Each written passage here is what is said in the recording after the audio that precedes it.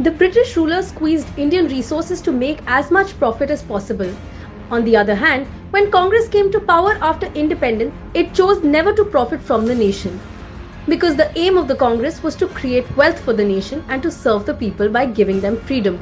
We say that our aim is a socialist pattern of society, something which affects the whole community, helps all the people in the country to raise their level of living and reduce the big differences that may exist. Hence, the leaders of the time chose the path of nationalization over privatization.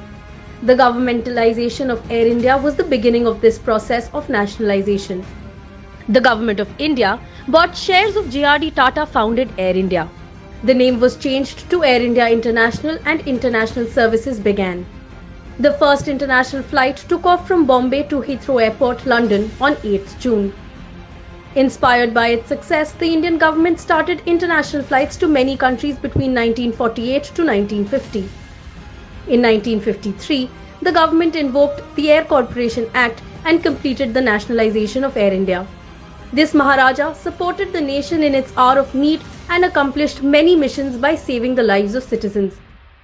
But it collapsed in the existing blind race of privatization.